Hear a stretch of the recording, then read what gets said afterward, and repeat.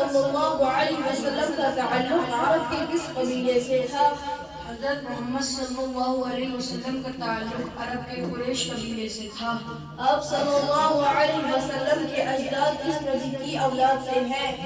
آپ صلی اللہ علیہ وسلم کے اجداد حضرت اسماعیل کی اولاد میں سے ہیں۔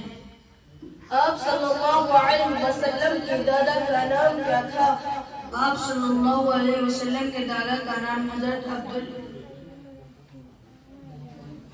المطلب تھا۔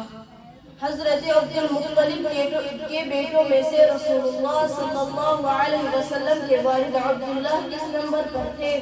حضرت عبداللہ حضرت عبد المطلب کے سب سے چھوٹے بیٹے تھے۔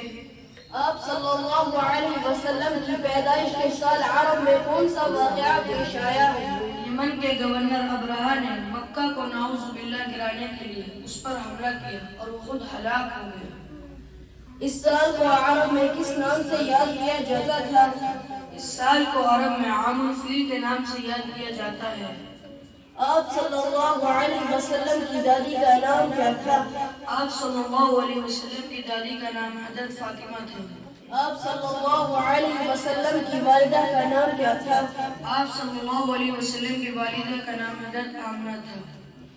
آپ صلی اللہ علیہ وسلم کی پیدائش کب ہوئی؟